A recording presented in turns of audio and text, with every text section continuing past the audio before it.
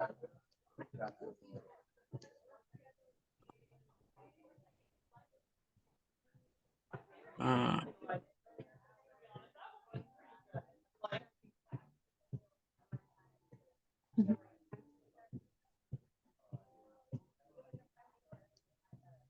right.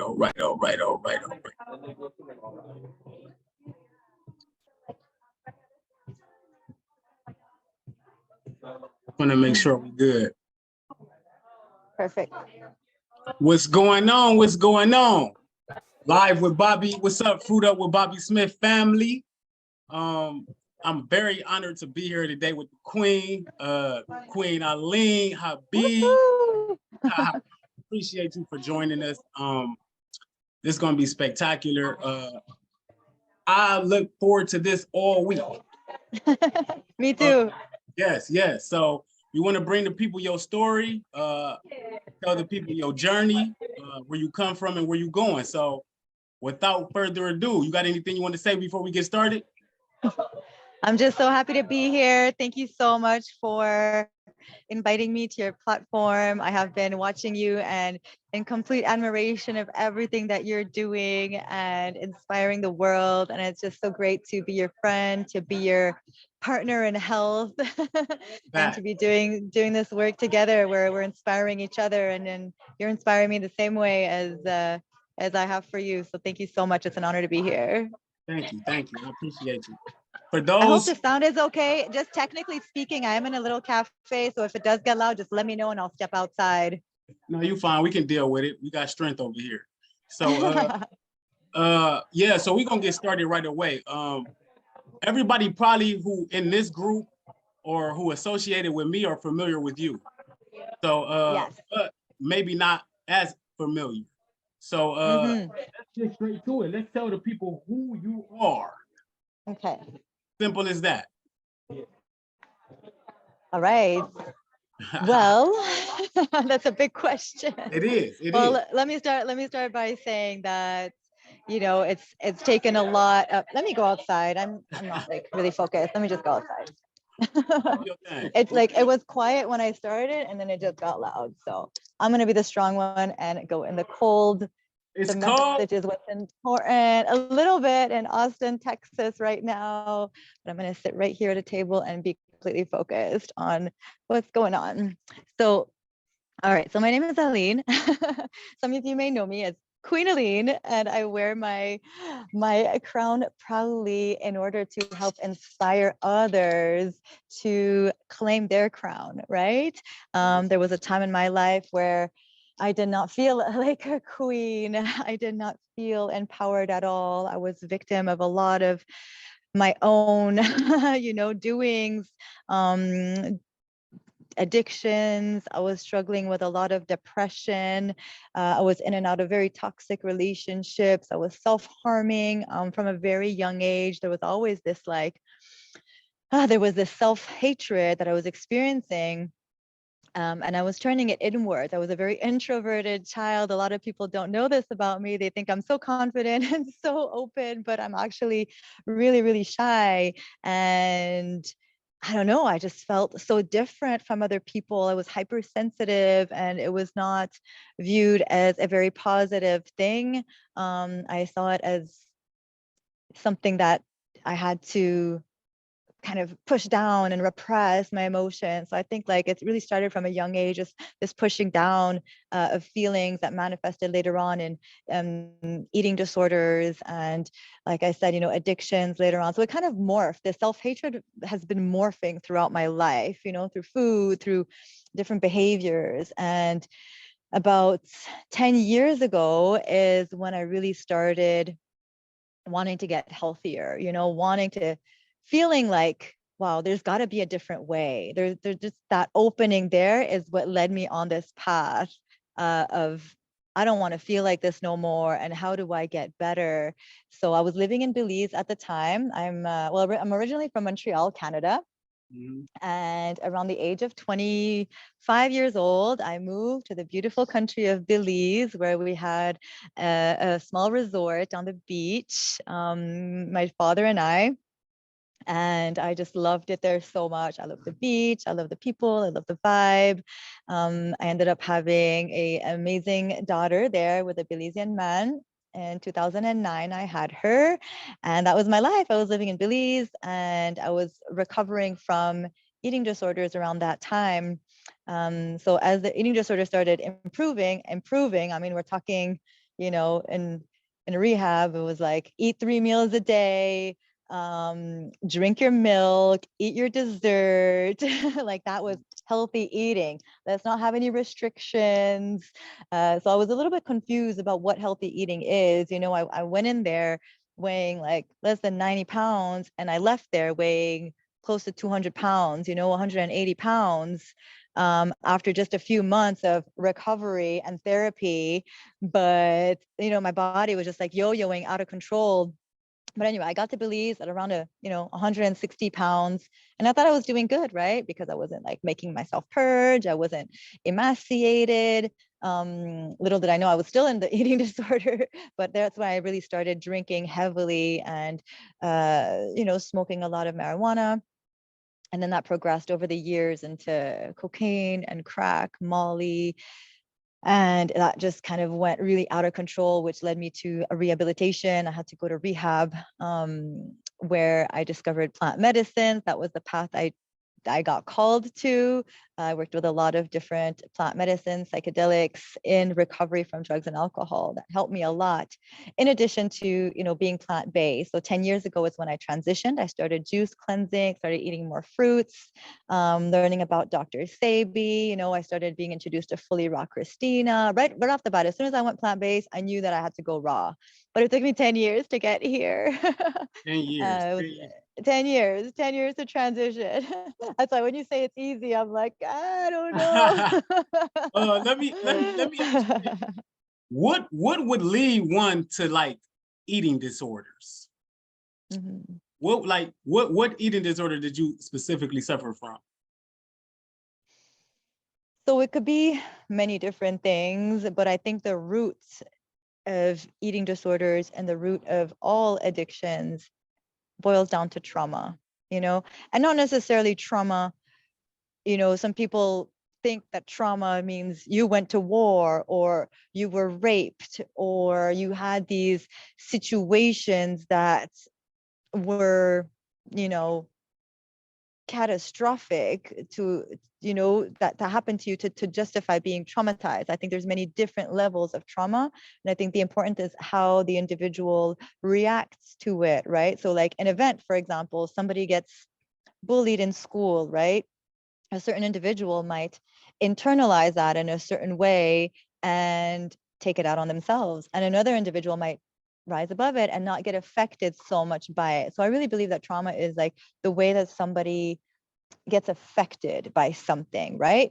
So I think that's at the core. The core is not feeling worthy, feeling like we don't feel understood. I think a lot of, for me anyway, my eating disorder came from not feeling comfortable enough to express myself. I struggled with what was started off as anorexia, and then it turned into bulimia pretty soon, right? Because that restriction ended up leading to binges because I was so starving. I was starving myself for days and days, eating sometimes, just nothing. And at the time, I didn't really have the notion of detoxification or healing the body. Like it wasn't done in a healthy way. It wasn't done like, oh, I'm here to cleanse myself. It was like, I'm here to punish myself. So at the time, I just wanted to disappear, and what triggered it was a partner of mine, and I'm not blaming it on him. I think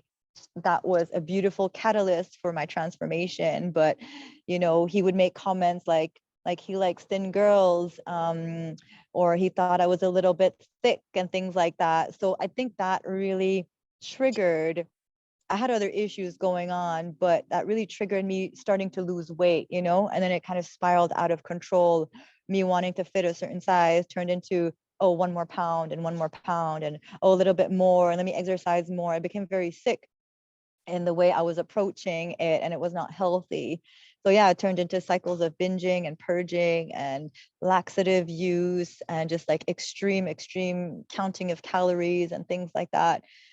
So that's basically what happened. And this was like in my late teens and early 20s when it really hit some peaks. And I was in and out of different rehabilitation centers, meetings, therapists, that kind of stuff, trying to figure out how to get better, how to heal.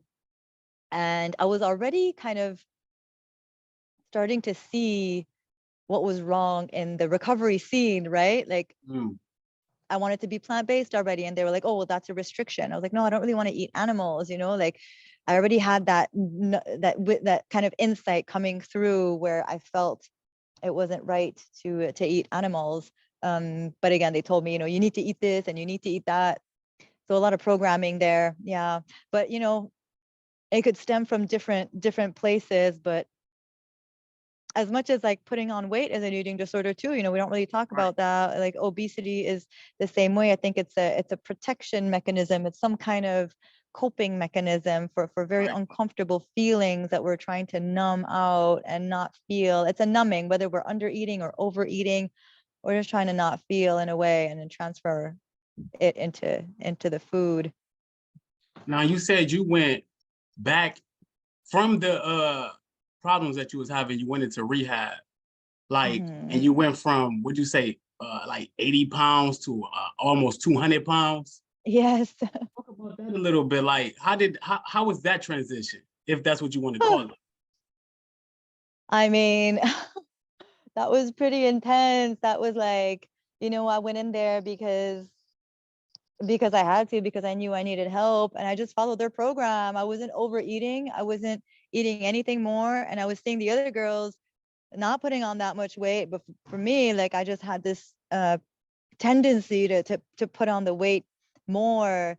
So for some reason, for me, eating 3 meals a day with those kinds of foods, breakfast, lunch, and dinner with what people would consider normal food all around, packed on the weight for me. So then I would end up at that weight and I'd be like angry. I was like, how did I get here? You know, like this a few months ago, I was wearing a size 0 and I'm in the plus sizes now, you know, like I just had all the range in my closet of clothes, and then that would trigger another relapse, and then I would start purging again because that was kind of the only way I knew how to lose weight. I would binge and purge, and it was like that cycle for many years. It was a very sad, lonely time in my life, and a very difficult time for my family too, a very shameful time for myself. Like I didn't really know why this was happening. I didn't understand, and I didn't know how to stop. So yeah, it took a lot out of me to to get out of that. And really it's not until I really started doing the psychedelics. I was already getting better before, but I still had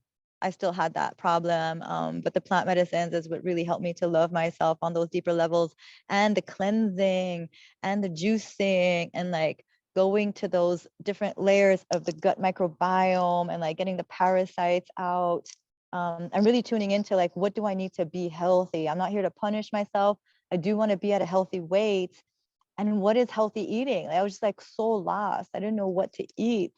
On top of that, my mom's a dietitian, but she's not a very healthy dietitian. You know, she eats all the things, and we had healthy food, but there was a disconnect between what I was considering healthy and the direction I wanted to go in, which was more like vegan and, you know, fruit based. And she's, to this day, she's like, you need cheese, you need meat, white bread is okay, it's good. And I'm like, no, it's not, you know? So I had a lot of programs in my mind about what is good and what is not, what is nourishment. Yeah. You know, me coming from where I come from, I don't understand anorexia and all that like that. You know what I'm saying? So to hear your story, it sounds like that's some real tough shit to deal with. So, and to come out of, and after the rehab and all that, what happened after rehab? The eating disorders rehab? Yeah, what happened when you got out? Were you like, felt like Yeah. you was recovered? Did you go back into it? Hmm. Honestly, I don't even know if I'm still recovered. I'll just be real, you know what I mean? Like So I'm still navigating those waters as we speak, trying to determine like is this healthy? Is this coming from a place of love? Is this coming from a place of, because, you know, I do a lot of fasting, I do a lot of fruit cleansing, and it's a very fine line between, okay, am I pushing the boundary of the eating disorder, or am I truly doing this for health reasons? And that's one of the reasons I went back to cook foods a few months ago, because I needed to kind of prove to myself that I was not in my eating disorder. And I saw how my mental obsessions were still playing, right? Like the guilt that would come in if I did eat some cooked foods, and just that mental game of like, oh, maybe I should get rid of it. Maybe I'm a bad person if I eat this. I'm not as good. This attachment to our food and how it defines us is very interesting. And I'm still looking It into is. that with myself. I always say I am overcoming, because, you know, I'm overcoming addictions because none of us are really like fully out of the waters. You know what I mean? I So you still have moments where I take some? experiment with cannabis. You know what I mean? I go back into it just to see that I need to move my way out of it. But you know, I'm not out of the woods yet. So when you say like you still don't know if you still recovering. So if you Mhm. still recovering, what is the ultimate goal? Where do you want to get to? Like you eating, you taking care of yourself, you eating raw, you trying new things, you cleansing. What is the ultimate goal? Hmm, good question. I My mean, ultimate goal is fruitarianism. You know what I mean? And I'm almost all there, you know, where like 90% of my food intake on any given day is fruit, you know, and I think that qualifies as fruitarianism. But I still have I still want to allow myself sometimes to,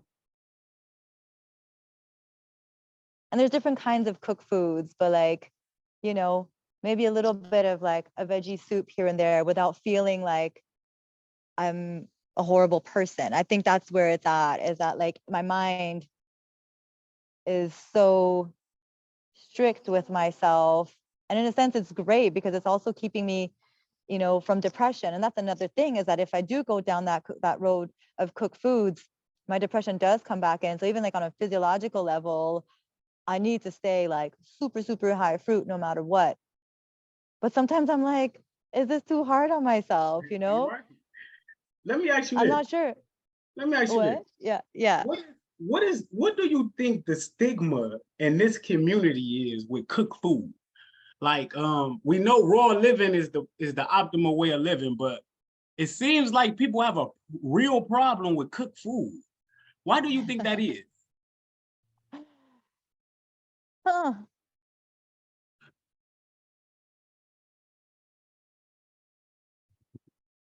I'm not sure. And I mean, even I know a lot of raw vegans that do dabble in a little bit of cooked foods, you know. But again, it's like, what kind of cooked foods? Are you having the little squash and a little bit of steamed broccoli, or are you going to the pastas and rice? I think there's different levels of cooked foods, right? Hmm. I think the issue with the cooked foods is that it's a slippery slope, you know, that once we open that door and we're still struggling with some emotional things, that we might go back into the Chinese food and the Indian food and the tamales and all those things as a means to cope. And some people feel, and I'm kind of aligning more with that, that even a little door could lead to that. And that's why, in a sense, it is good to be strict. It is good to have those high standards for ourselves. And on those days where I can stick to like 100% raw, I do feel my best and optimal.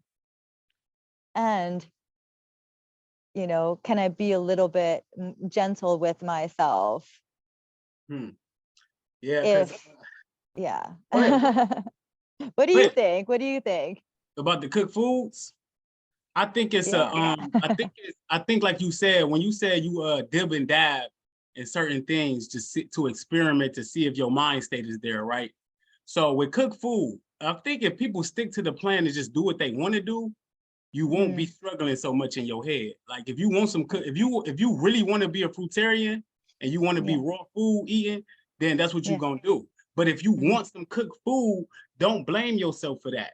You putting yourself in a prison by always thinking cooked food might do this to me. Cooked food might do this to me. Right. So it's all Right. about building your discipline before you get to that level. So Yeah. that's why my next question is, like, when you talk about this raw food eating, you aspire to be a fruitarian.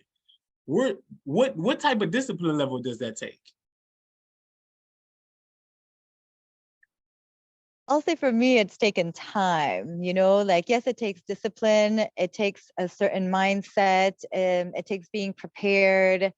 And in my experience, and I've seen a lot around me with people that I coach and people in the community, that you know what you're doing is pretty remarkable. I'll just put it out there that it's pretty rare that somebody would go from what you were consuming to fruitarianism in such a short amount of time. And I think, you know, this might give encouragement to those out there. I, you know, have a little bit of a different approach where I feel like the transition may take some people a lot longer. You know, it might take a few years to really clean out, really reset the gut microbiome and get the mind and body in tune with each other. It's not that people don't want to be, you know, I think it's a little bit unfair to say that, like, oh, if you're not fruitarian, it's because you don't want it bad enough. I think people want it, but I also feel like the toxicity load in our body could be so much, and the emotional repression might be so much. The emotional detox, I think, is actually harder on a lot of people than the physical detox.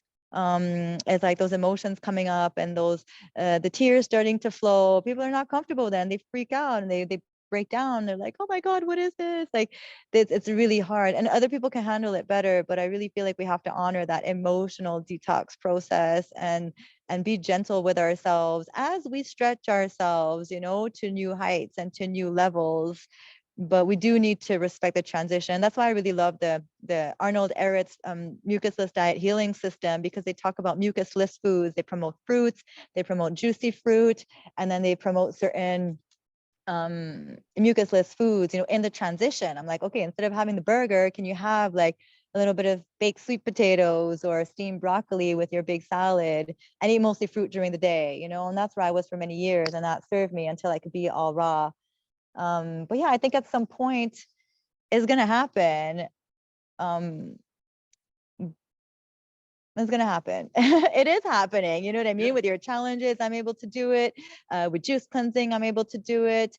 I'm just a little bit more of a let's go in waves kind of woman until all the pieces fall into place. And I'm like, okay, this is it forever. But you know, tonight I went to Casa de Luz, and at first I was gonna order just the salad, and then I saw the like, oh, the steamed kale, and I saw a little bit of steamed veggies, and I'm like, you know, can you just give yourself that? So I'm learning to be a little bit more relaxed and not so dogmatic. It's still healthy, it's still whole foods, it's still clean, plant-based, no oil. Like, can I give myself a little bit of break if it has some salt in it, you know? Yeah. So that's where I'm at. I think I'm very strict on myself already. Um, so just like learning to be a little bit flexible. Facts. I mean, you look, coming from where you come from, like all the things you've been through, um, and coming out of it to be what you are today. So a lot of people see you online. You got this flamboyant looking lifestyle when it comes to fruitarianism, and that's just real Yeah, talk. So you look yeah, super high level doing this. Like yeah. somebody sitting up here listening to you talking about, it's kind of hard to do this, it's kind of hard to do that. They would be thinking like, well, it don't look like it. So, so I always say it's hard. I yeah, but never was like, this is easy. it just don't like Mm, the perception it is. So I'm right. saying like, so from where you come from and where you're going, like I don't think that is I think it's more so in people's mindset. And Yeah. you, if you hear me speak, it's always about the mindset before Yes. the food, Yes. because it's about where you want to go. So Yeah. from where you come from, I think you do. I think people dwell in the thoughts of the lifestyle too much instead of just doing it. Mm, I mean, so yes. uh, And we where could you do hard things. That's the thing, is like believing that we can do hard things. Even back? you, when you say like this easy, it's you know it's not easy, but it's like it's hard, and I know I could do hard things. That's where you're Right. coming from. You know what I mean? Well, challenging yourself. That's why I challenge myself, and I'm gonna be honest with you. It was hard for me coming in, but I have been wanting to do it so long. And I was determined to do it. That's why I tell people, you can do what you want to do. Just like people do, you can't do this and say, okay, I want to do this. It's okay to eat cooked food and all that. But then when it comes to eating the raw food and the fruitarian diet, it's difficult. Yeah. Or, you know what I'm saying? So what do you want to do?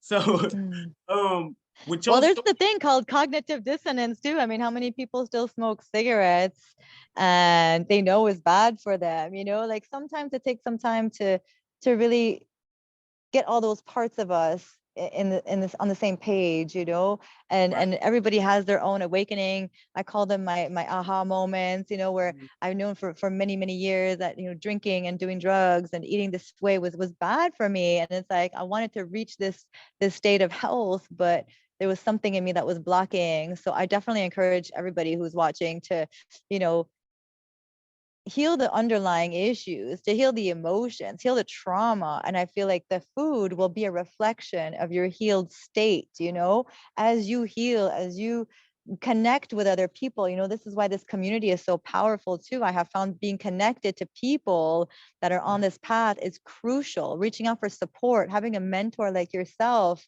you know, like Queen Tiff, like Queen Lachey, like we are mentors in our own right, you know what I mean? And that's what people need to really surround themselves with is Queen Jenny now, you know, after her juice cleanse. It's like we really need to, Queen Sade, I could go on, like we have so many mentors in our community, Queen Alva, we all have something to share that can inspire people, and being connected has been one of my greatest assets and tools in healing myself, is feeling connected, coming out, being raw, authentic, and being vulnerable. That's it, just being vulnerable and breaking the silence, and finding an outlet for those emotions that is not food. And the more you heal those emotional states, the more the food will reflect your sense of joy with yourself, your sense of peace and love for yourself. That's when the food choices will reflect, right? And we talk about that a lot. We talk about self-love and self-respect. That's, you know, once you start realizing how divine you are, how, you know, you're a royal being and you're a child of God, then you start treating yourself as such. Facts. I wanted to ask you this too. I've been wanting to ask you this. You've been in Belize. You lived in Belize. Yes.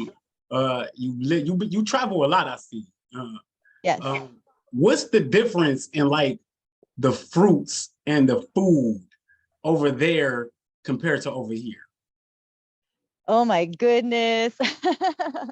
Well, it is so delicious, you know, especially the ones that are grown organically, you know, like the soursop I was showing, the pineapples, the mangoes. I will say that not everything grown in Belize is grown organically. You know, sadly, they do spray, they do use, you know, agricultural practices just like here. But even so, you know, a banana is still better over there than it is here, you know. An orange is still better over there because it doesn't get to travel so much. It doesn't have to go through, you know, it's more natural. You saw how the oranges are over there. They're like half green, half orange kind of.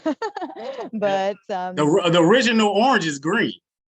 yes, that's right. So it's closer to the original fruit. And I wish I didn't spray anything, but they do some things, like the papayas are sprayed, but they're still delicious, you know. But I definitely feel like part of my role is to help inspire organic agriculture there. Again, like come back to the roots. But like the mango trees are all organic, and you could eat a mango.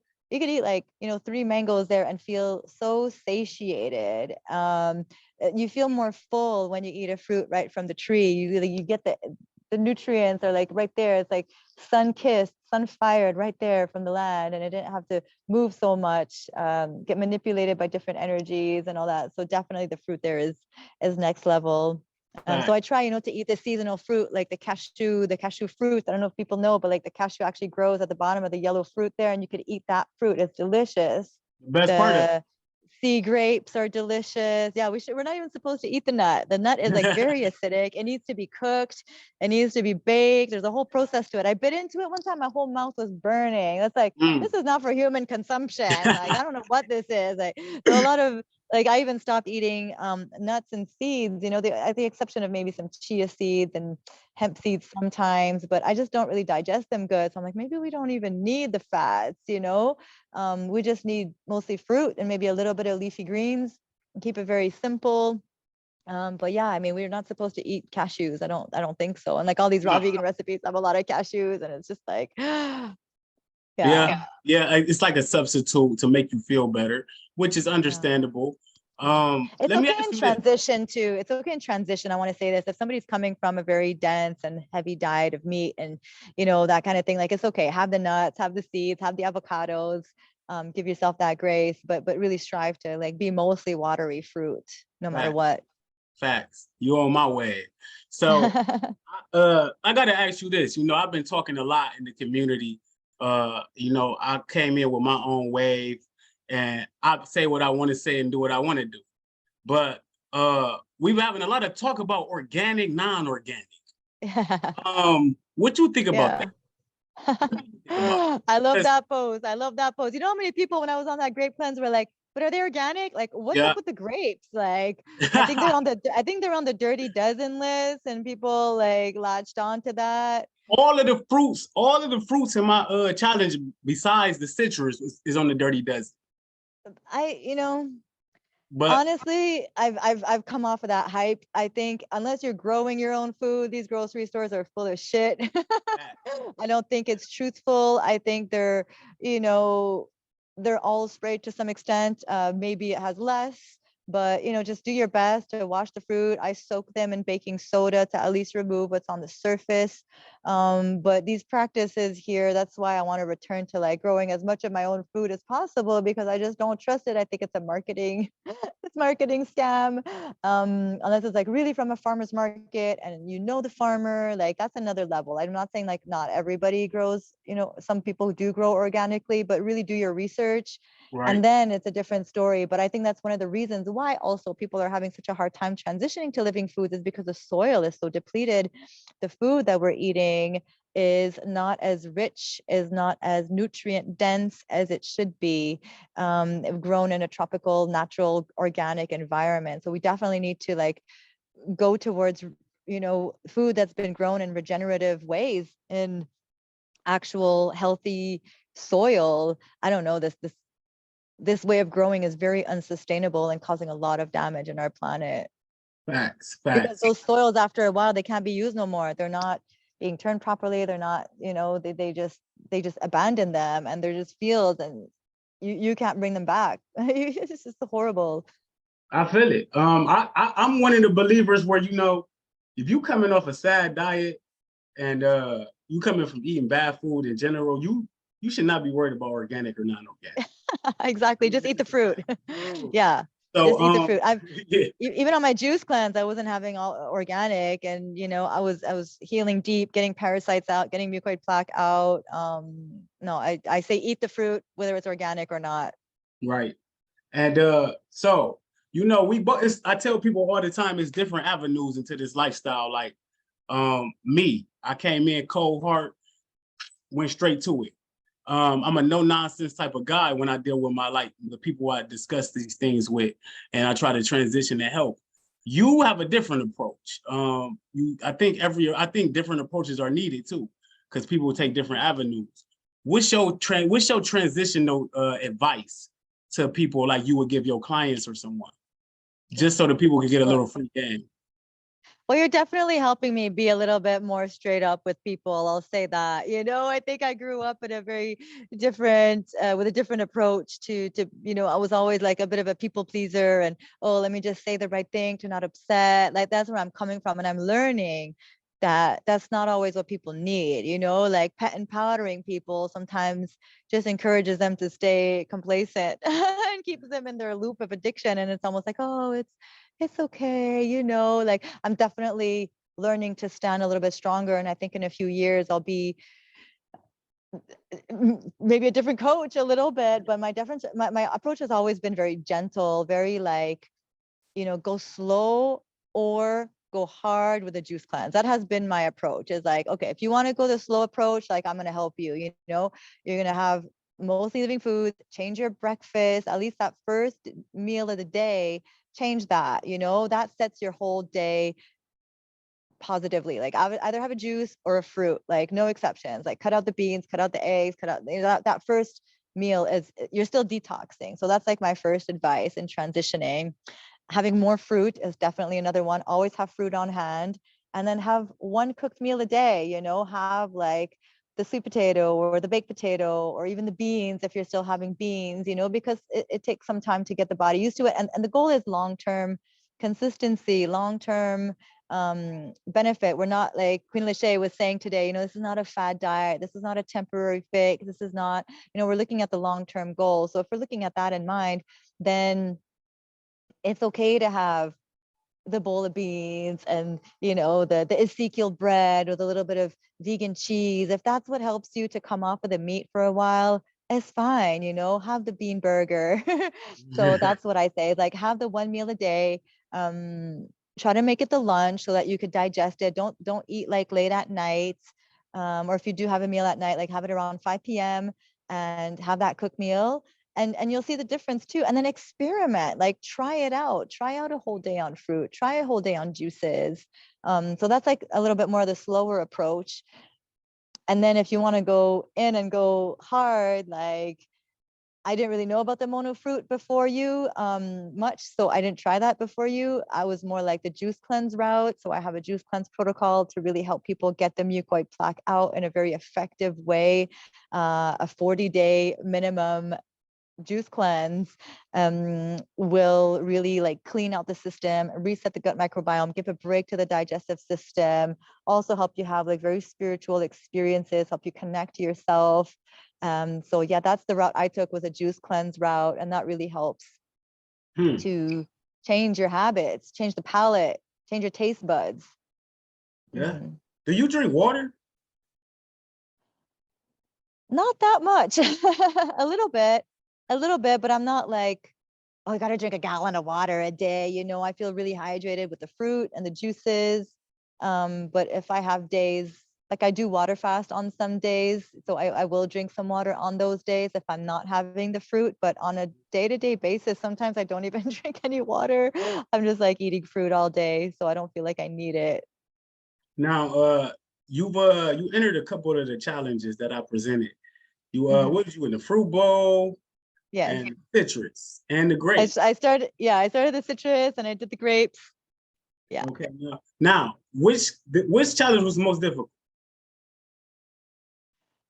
For me, the citrus one, being in Belize with all the fresh fruit, and I'm not making any excuses, but it was like my last week on the beach, and I was just like, and then the oranges there weren't that juicy, they were kind of hard. I didn't have the choice, like I didn't have clementines, I couldn't find grapefruit. So I think had I had those other elements in place, it would have made it a little bit more doable. But I decided to opt out of that one and just enjoy see, that's one place too, like I think it's important to honor ourselves wherever we're at. And as much as I felt I was going to disappoint you and let people down in the group and like be like, no, Aline, like come on, you're a leader, you got to do this. Sometimes it feels like a punishment, right? And that's where we have to be careful. Like it's good to challenge ourselves, but if you're sitting there and you're not enjoying yourself and it's just like really feeling like the fruit bowl challenge was a joy, you know what I mean? Like we have to find the joy in things, even if something is hard. It was definitely hard, it was definitely a challenge, but it didn't feel like painful like the oranges.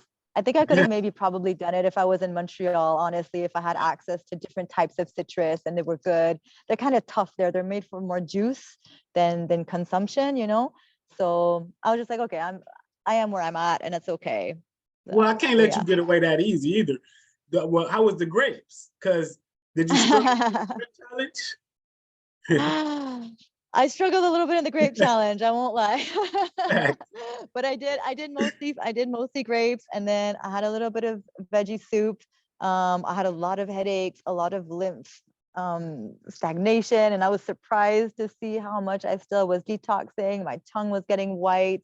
And then I was traveling, so I couldn't bring the grapes on the plane. So I kind of had like 2 days of fasting in there, but then I got back on the grapes. But then I think on the last day was yesterday, and I did have a little bit of food. So I was like it was mostly grapes. I tried my best. I was eating a lot of grapes. I only Yeah. bring that up to say, like, so people understand how difficult the task really is. You know what I'm Yes. saying? Like, it's not easy. And then like when you say like if you're not getting enjoyment out of it, I'm one of the firm believers that joy is earned. And when you challenge yourself to this magnitude, you will have joy at the end of it. So you're going to go through some pain and suffering. That's what the challenge is about. So I don't want people to get it misconstrued. Like everything not easy. You know what I'm saying? So but I definitely commend you for challenging yourself. You brought so many people to the challenge. Your following is like amazing. Why do you think people are so connected to you? Thanks. I love everybody in my community, and I give thanks to every single buddy. I really feel like I think they just feel my heart, they just feel my they've seen me as well from like many years ago struggling. I've been very open about my journey. I wasn't hiding anything. I came out and I decided to recover out loud, and I decided to make everybody part of my recovery. I became accountable, started sharing like, oh, I'm relapsing. I even did a live one time. I was high off my rocker and I was calling for help. But then I was like, okay, come, but don't take my drugs away. But somebody come. But don't take them away. I was just like, I don't know what I want. Like, I think this is really bad, but I don't know. I was just like, I need help, And right away, my family was like, take that down. Are you kidding me? Like, and I was already I was already supporting. I was in Shane Sterling's group. So, like these moments have happened where people witnessed me falling and getting back up and like with like a ketamine needle in my arm being like, I'm doing psychedelics to get better. And I'm going on this ayahuasca journey in Peru. And I'm ready for anything. I'm ready to do whatever it fucking takes to get better. And this is what it might take. And this is the journey. It might take years, so I think people could relate to that. I'm not just coming out and being like, hey, I'm perfect and this has been such a breeze. And I think people can relate to that it's a roller coaster of a ride. And that's kind of recovery is often like that, in the rooms, people relapse, people come back, people die, people go to rehab. It's just an up and down journey until you solidify yourself. And I think the fruitarian, like being on all fruit for me, will be that at some point. Just like I'll be able to be around alcohol and not want it anymore. I'll be able to get to that point of being like, oh, yep, nope, I don't need anything else. And it's going to be with ease.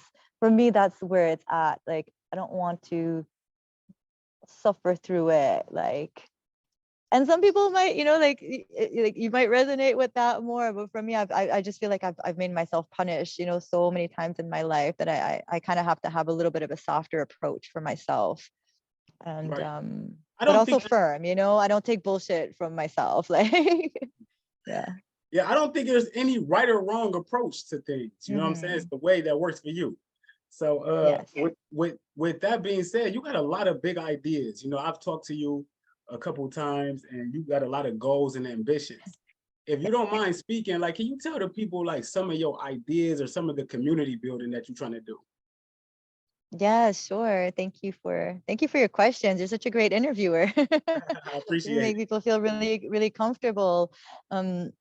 Yeah, I definitely, our place in Belize. I have a beautiful piece of land up in the mountains in Belize that I've been dreaming of transforming into a healing center and a small self-sustaining community, where people could come and have a week on fruit with us and juice cleanse with us and do the water fast, do the yoga, do the meditation, like come get a taste of your potential.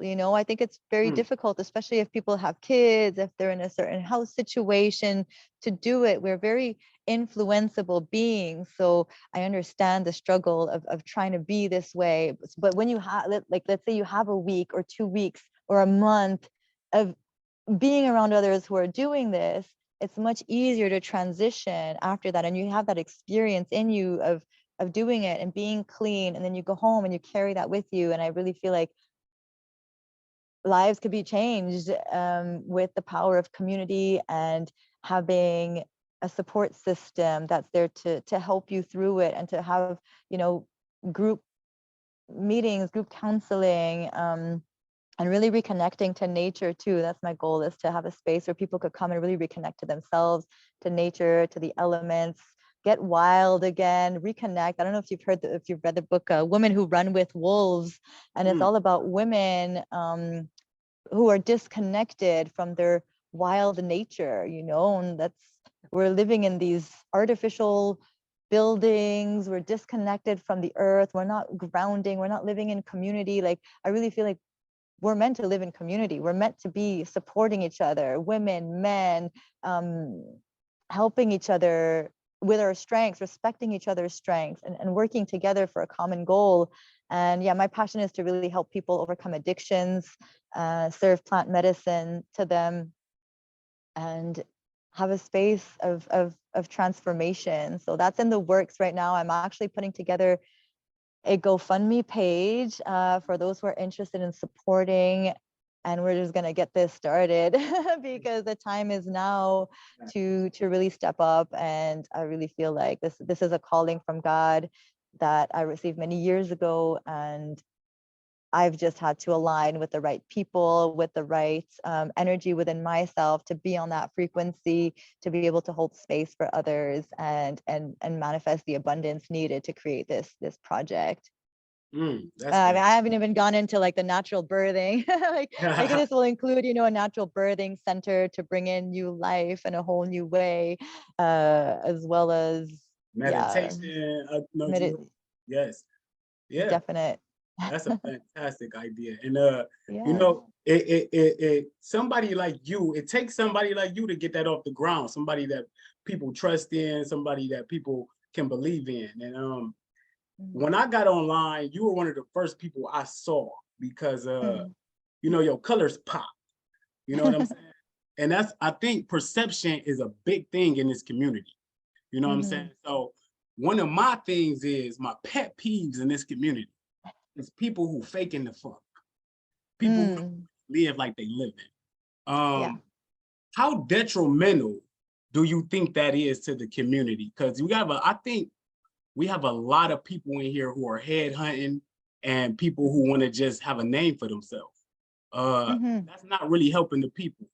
So how detrimental do you think that is to the community?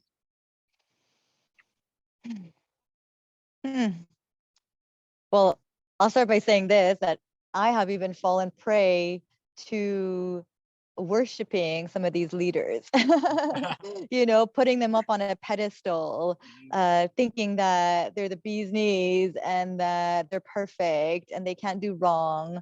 And a lot of the times we get attracted to these big personalities that are often quite narcissistic and quite abusive and manipulative, you know, and it takes some discernment to make our way through it and really filter out like who's the real deal. And I just want to say, like, you know, you can admire people, you could have a lot of mentors and people that you know, look up to, but don't put anybody up on a pedestal. Don't think anybody is better than you or holier than thou, because everybody's human, everybody makes mistakes, everybody's imperfect. And really whatever you see in somebody else is what you can see in yourself. But I think it's really damaging when people don't live in full authenticity, you know, and I think that's one of the reasons why, you know, you're asking about my following, is because like I don't have ulterior motives other than to help people, you know what I mean? And like, and that's not to say that I'm not going to charge for my services, because I do value myself, I do honor myself, and I think, you know, earning money is very spiritual. I'm not one of those that's like, no, money is evil. Like I want to live in abundance because I want to do good with it. But some people that do it solely for the money, solely for the likes, solely for the attention, is not really beneficial, you know. And a lot of them behind closed doors, they do all kinds of things that's not so good, that's not so positive. And I've seen it with my own eyes, like many times. But you know, it also helped me to see like, huh, why not me? Like, if these people are taking people's money, if they're doing this bullshit and full on, like, I mean, from borrowing money and never paying it back to my dad, my dad helped so many people in this community, and like a lot of them just full on stole. They full on just left with the money and never paid it back, and like turned it around and make me feel like the crazy one, and told many people in their communities that I was insane. Like I went through it, a lot of it, but I just, some lessons are very expensive, just don't give your heart away so quick. Get to know people and get to see, what their intentions are, who they are, how they respond to you. And yeah, just tap into their energies. But it is what it is. I think there's a lot of narcissism in the spiritual community. There's a lot of spiritual bypassing. People, I don't know, we just gotta find the real ones. And you're one of the real ones, when we feel that. The other day when I was going through it, you're like, yeah, call me. Remember, I was just like, I have a hard time reaching out. I was like, you're just real, you're a real friend. And people like you, who do these interviews, who step out of your comfort zone, create this community, like, you will know them by their fruit. That's what I keep remembering, is like, you will know them by their fruit. And look to people around and see their fruit, see the connections that they're creating too, see, do they have genuine connections with people? Do they try to get to know you on a deep level? Do they care about you? I say, like, go to those people who actually care about you. And of course, we can't like care on those levels for everybody. Us as teachers and leaders, we do have to set our boundaries. No, I can't answer your 9-minute voice clip with like an equally long like, I might not even have time for your 9-minute voice, not you, but like, like my inbox is full sometimes, and we got to learn to set our boundaries. So if anybody's listening to this and like, you didn't care about me when I sent you, like, well, come and hire me as your coach. You know what I mean? Because I'm at that level now where I know I'm worth $100 an hour. I know my energy is precious, so I will care, and I would like to be cared back for with an energetic exchange. Yeah. It's all about the value you add.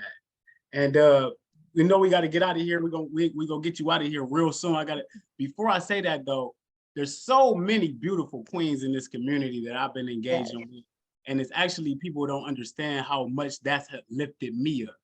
I'm surrounded by strong individual women.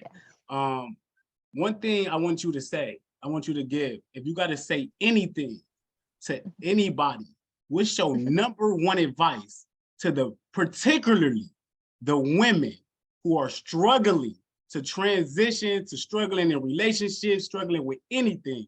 What would you tell? What's your number one advice?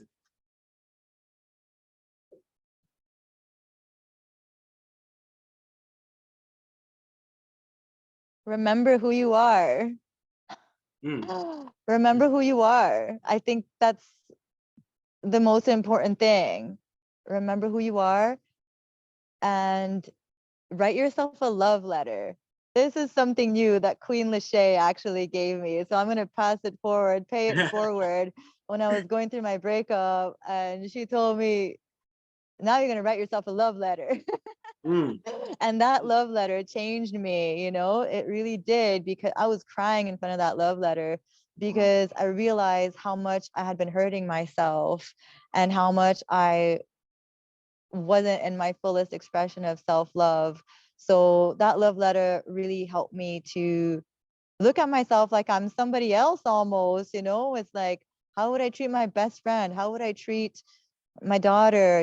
How would I treat, sometimes we're so good to other people, but like not to ourselves. So definitely like tune into yourself and give yourself that love that you deserve. And the choices will be reflected with that self-love. And once you realize you're a queen, once you realize that you are strong and you are divine and you are ancient and you've done this before and you have overcome so much, then you're able to resist those things a lot more. And you don't want to suffer no more. I think we're addicted to the pain. I think we're addicted to the suffering and to being sick in a sense. So let go of that and step into the unknown. Be brave enough to live a different life. Be brave enough to say, I don't know what's on the other side. All I know is I don't want to keep living like this. and then new doors will open up. And pray, like find that higher power, find that connection to your higher power, because there is a higher power. You're not doing this alone. You got angels all around you. You got ancestors around you. Tap into those unseen energies and really get down on your knees. Like I got down on my knee. I get down on my knees every day. Like I physically get on my knees and I pray, and I humble myself to stay clean. So you got to humble yourself. I love it. I love it. You know what? I can appreciate you so much. Your honesty and your transparency, like you said in the beginning, I think is what's your main qualities. And transparency is such a powerful energy. But you know, before we get out of here, I gotta say, we got to do this again, because we did talk a little bit about your story, which is what I wanted to do. But I really got so many questions to ask you and get your opinion on so many things. So, but this is all the time I would love to. I would love to. It would be my greatest honor to come and speak with you again on any platform, any day. I'm so proud of you. I see you leveling up. I see you stepping out of your comfort zones. And even though you say it's easy, I know it's not easy. I know it's your mindset. You put yourself in that mindset of, I could do this, and you're inspiring everybody, you know, to start a YouTube channel, to start your business, get that website done. You don't have to have it all figured out. You just got to take that next step, and that's exactly what you're doing. And if I had even a small role to play, and you stepping into your leadership and into your role as a true king in this community, with your much needed transparency and authenticity and no bullshit approach, then I am happy. And this is why I'm doing what I'm doing. This is why I feel like part of my role is to help empower authentic kings and queens, you know, to like step into their mission. And I'm seeing it all around me, you know, I'm seeing like the impact that, and I'm saying this in all humility, but like, you know, I've come a long way in my own confidence, and that helps people to have confidence in themselves. Or like if Aline, who is so shy, who is so uncomfortable with this, can do it, then I can do it too. And who am I not to do it? I'm like, get up there, start your coaching business, and like get the thing done, you know, at your own pace, at your own time, but move in that direction, get it done, be of service, and God will reward you in so many ways. Facts. As he is now. Like I feel so blessed being here with you. I feel so honored with all the friends and connections I'm meeting. Like, you know, I can't wait to meet you in the flesh. Today I got to meet King Jerome for the first time. You saw how giddy I was. Like that to me is like a gift from the heavens. Like I've been following him for years. I'm like, oh my God, like you all are such inspirations to me. And I know we're all going to be together, you know, in Belize and internationally, and do some public speaking together and engagements. Like this is just the beginning of a very big movement. You said it's a movement. It is a movement. It is a revolution, and we're in for it. We're in for it. Before we leave, you got to know this. You did catapult me. I remember one day we talked, and the one thing that you told me that actually has catapulted me is don't compare yourself to nobody. Yeah. And I've been running with that. I'm not. I am who I am, and that's all that I am. So big ups to you. I mean, that was a big motivation for me, and it did a lot for me. That's why I respect you so much. And thank you. You're so special, and you have your own set of gifts, and there's no other King Bobby Smith in this world.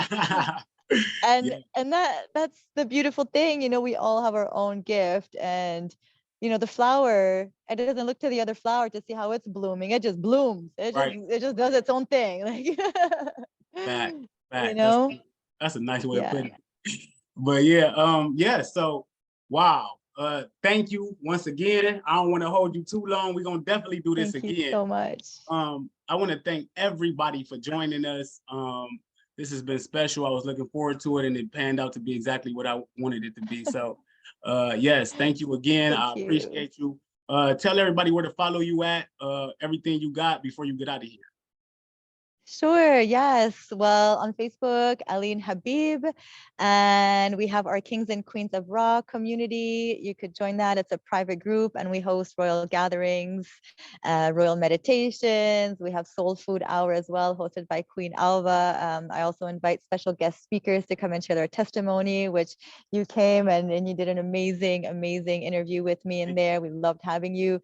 And yeah, we just share our journeys, we share recipes, our struggles, all of that. On YouTube, Queen Aline, and on Instagram, queenaline.raw, R-A-W. So you can follow me there. And also the website is kingsandqueensofraw.com if anybody wants to book a private consultation. And I also just put up a 3-month transformation if anybody is interested in having some ongoing coaching, a weekly coaching program, which will really help to set you up like for success. So I haven't even advertised it yet, but if you're interested in working with me for 3 months or longer for long lasting change, reach out to me. But if not, I could do private consultations too. Yes. Beautiful, beautiful. And if anybody's interested too in plant medicine, I will travel to serve Iboga. It's a very powerful addiction interrupter. It's a very it's incredible. It saved my life. So if you're interested in that as well, reach out to me and I will travel, you know. Obviously help me, you know, cover my costs and move around for that. But that is something that I have been doing, and it's been helping me to travel. And so it is my greatest honor to come and serve you. Yeah. Really, really out here putting in the work. I love it. I love it. Yes. Definitely an inspiration to me. I'm sure you're an inspiration to a lot of people. So I love it. Thanks So so much, King yeah, Bobby. You're yeah. awesome. Thank you. Thank you. With that being said, everybody, thank you for watching. It's been great. Fruit Up with Bobby Smith Group. I love y'all. Kings of Raw, I love y'all. I love everybody. Let's get it popping and everybody fruit up. Love you so much. Fruit up. All right. We'll see you soon. All right, Queen. Thank you. I appreciate you. Peace. Always. Let me, okay.